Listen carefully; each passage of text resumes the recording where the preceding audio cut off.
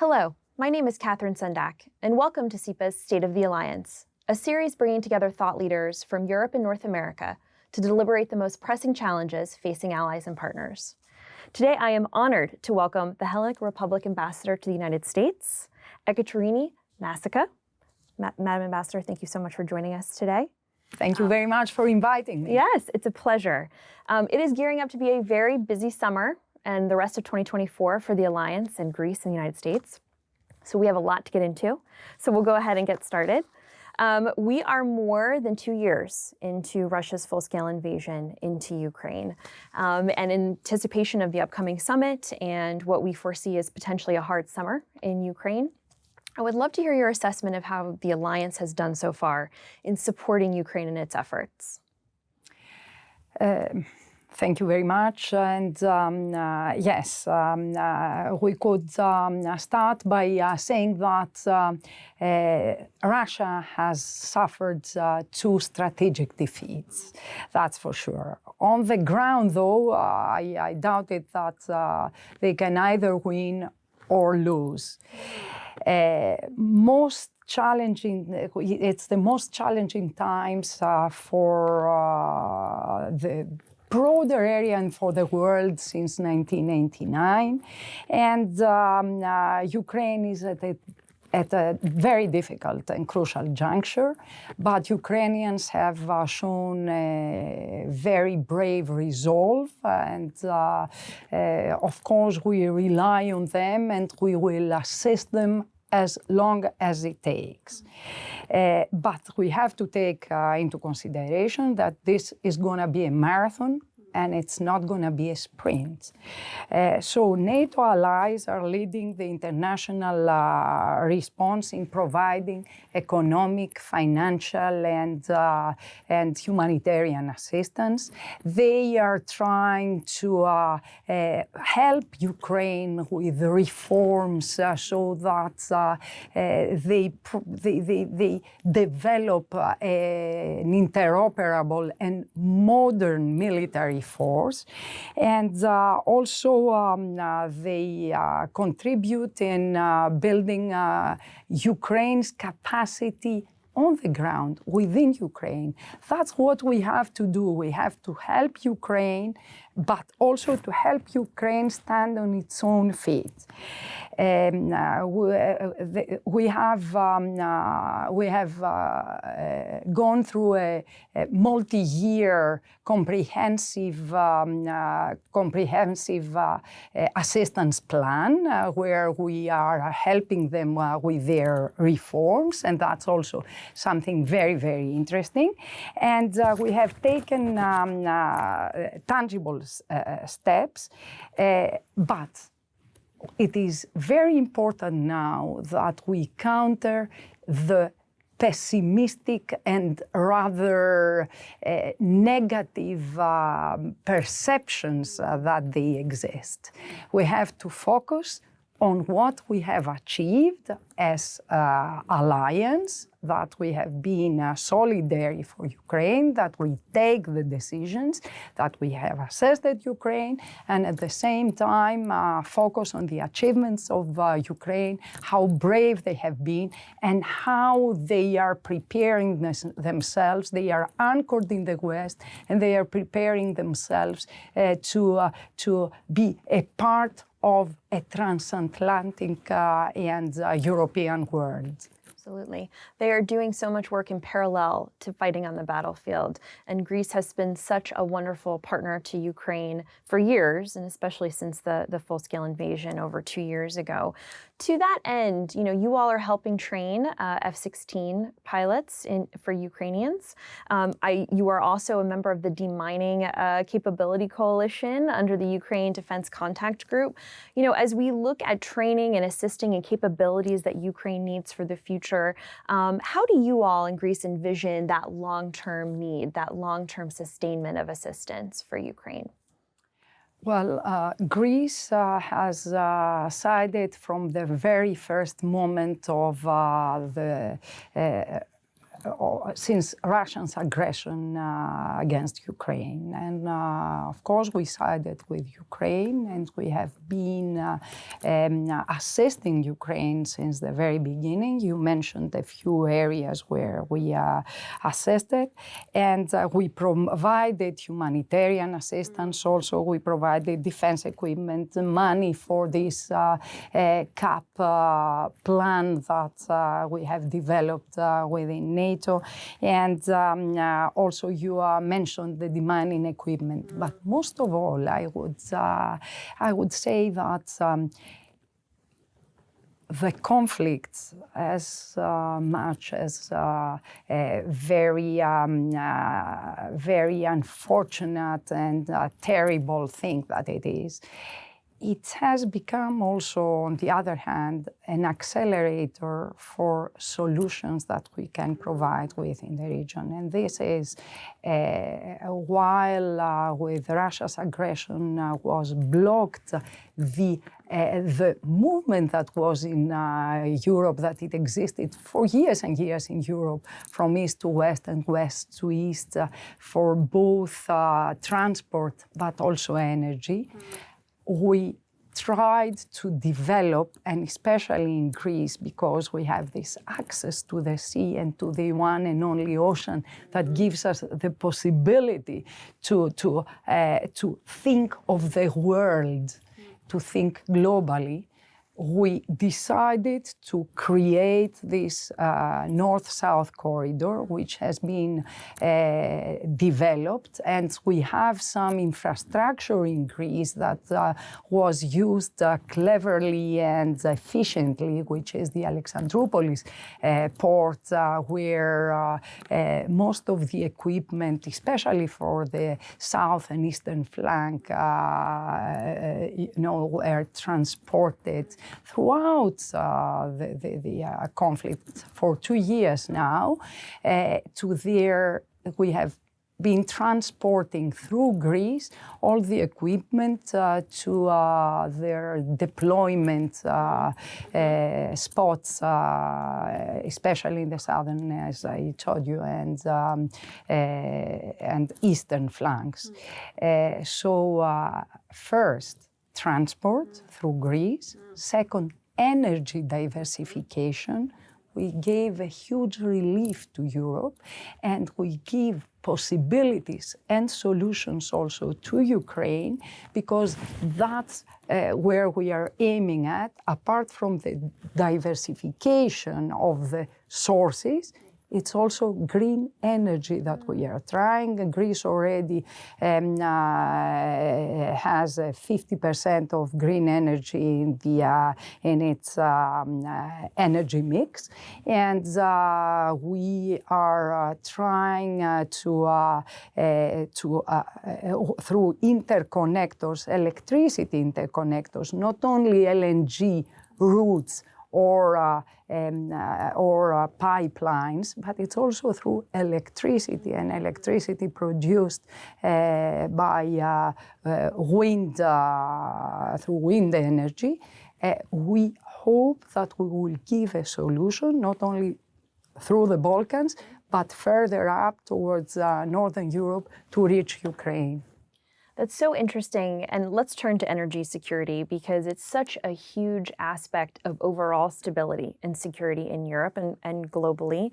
It has been put at the forefront since Russia's full-scale invasion of Ukraine, to your point. And as you mentioned, the war in Ukraine has highlighted for many Europeans and the West the true adversarial nature of Russia and its threat to stability in Europe. I'm wondering, from an energy perspective, Greece obviously at the forefront of these issues, how do you see that consensus over time within the EU and NATO through the West on really divesting in certain types of energy, to your point, and increasing energy uses from other sources? I think that I have an optimistic approach on that, and we have started already. And even since we are talking, and it's the NATO year, 75 years of NATO, I believe that even in NATO, we try to get lessons learned from Ukraine, and we see what's happening with the attacks, the Russian attacks against infrastructure, Ukrainian infrastructure, energy infrastructure, and also undersea. That's also another area that we should focus. There are talks in NATO, there are talks in the European Union. We get our lessons and we get our hands together to respond to the needs. And I am optimistic just because I see it in my own country how much we have developed since the beginning of the crisis, and since the moment that we spotted the problem, and it was one of the first problems that were very obvious and very urgent to be resolved, and it was this energy problem that we did offer solutions, as I told you, and there are interconnections in the Balkans through Greece. There is this interconnection with Bulgaria. There are other interconnections connecting the Balkans, and most importantly, the new ideas of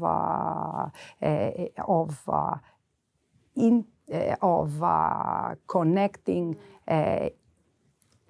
even from Israel through Cyprus, Egypt. There is this Gregi interconnector with electricity that are aiming at Europe. And I think that, not only I think, but we witness it every day, the European structures, both NATO and the EU, are behind us and supporting the projects. It's absolutely great to hear, and of course we want this to become the norm, right? That we develop all these other diverse sources, and no one is heavily reliant on Russia and others. So, you mentioned earlier, the reverberations through the continent on Russia's aggression in Ukraine, and I wanted to highlight the fact that I think, and please tell me if you agree, that Russian aggression also highlights other vulnerabilities in Europe and other regions of Europe that might be vulnerable to Russian influence and other outside influences, which brings me to the Western Balkans. You all have in Greece taken great steps to ensure stability and security in the Balkans region. Would love to get your thoughts on what can NATO, what can Greece, what can the United States do more of to bring more stability to the Western Balkans? Well, you are right in pointing out that the security situation in the Balkans, it's fragile and volatile. The situation remains under the stress of political fragmentation, ethnic tensions, sometimes corruption, weak institutions, but these are problems that have to be handled, most of all by the countries in the Balkans themselves, but those of us who are in the area and who already are parts of the bigger structures, for instance, NATO and Europe, have to assist them and have to advise them, and that's where United States of America can play a role and advise the countries in the Balkans that they have to do also their homework and work on their weaker points so that they accelerate their path to Europe. To join Europe and EU is a totally different animal than NATO. When you join Europe, you are able and ready to give up almost 70% of your sovereignty. So you are asking to join a club with certain rules. You've got to be prepared and play by the rules. They are not far away. They are just, and I believe also that the European Union is very helpful recently with $6 billion plan that it has and it offers to the Western Balkans. And the Western Balkans, if they work hard, and we have all worked hard for reforms before we joined the European Union, but it pays back. They, with this plan now, $6 billion plan, they will profit even before joining the European Union if they go ahead with certain reforms. And I believe, if you want me to tell you that it is wrong if we push countries to join the European Union before they are ready and they make their own reforms. Sometimes, if you push too hard, there's backlashes in the end. When they need to be to persevere, to be optimistic. They are on the path, on the way, but they need also to work and close some gaps that exist and be on an equal footing then with the countries that will be their partners in a bigger club. I think that's a wonderful point. You know, you don't want to push someone into an organization that necessarily doesn't have everything in place to manage those expectations. It's an excellent point. We are all hopeful who watch this region that this will all come to fruition soon. And I'm encouraged by the $6 billion plan as you laid out. Engagement is so important. Well, Madam Ambassador, finally, you know, to sum up this wonderful conversation, as we noted in the beginning, this summer it will mark the 75th anniversary of the NATO alliance with a summit here in Washington, D.C. Would love to get your thoughts on what would be successful, what would we count as successes out of the summit in July? Well, first of all, we see the environment that we are being faced with. NATO's 75th anniversary happens amidst Russia's war, as well as conflict and, let's say, pervasive instability across the southern flanks. We have to take into consideration also the developments in the Indo-Pacific and China's also policies that shape the global landscape. The summit, though, taking all this into consideration, is an opportunity to showcase the alliance's solidarity, cohesion, strength, confidence. We have to reaffirm reaffirm that we will assist Ukraine. NATO will confirm that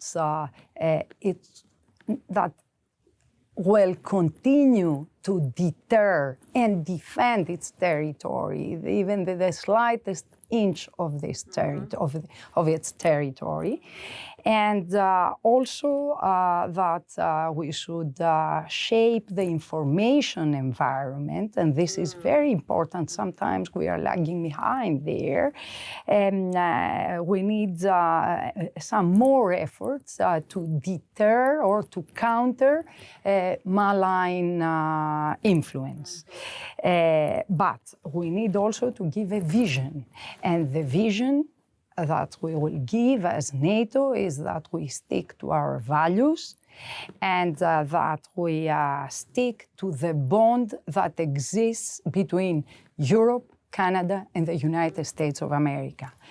If we think back of the 75 years of the alliance, one is the main message that goes through the 75 years, that the bond between United States of America, Canada, and Europe is the sine qua non factor to have a stable environment in the broader world, in the world.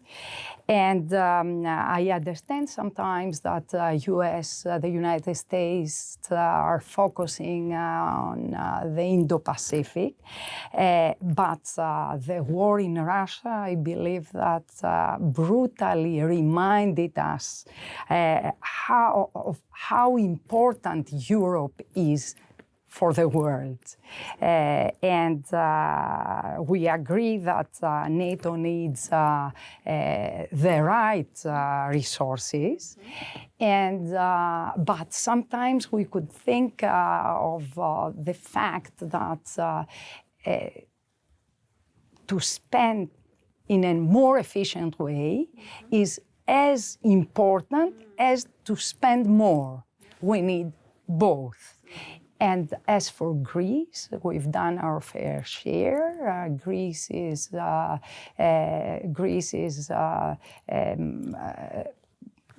giving to the alliance above 2% of its gross domestic product for defense expenditures, and Greece is also exceeding the 20% of the investments for military equipment. So I think with this, the most important message for NATO now is to remember the importance of the transatlantic bond, no matter of results of elections whatsoever. That's the very important thing. And another thing is that NATO is still an attractive security structure, and that sometime in the future, I believe that we will welcome Ukraine where it truly belongs when the conditions are right. That's absolutely. Thank you very much. Yes, of course. Those points are so vital. I wrote down as you were saying it, the opportunity to expand its vision and to message its vision as an alliance moving forward is so critical at this time. Madam Ambassador, thank you so much for joining us today. I thank you very, very much. That was a great discussion. Thank Wonderful, you very, very thank much. you. And thank you for tuning in to this conversation of State of the Alliance. Please be sure to visit CEPA.org and follow CEPA's social media accounts for the latest events and analysis.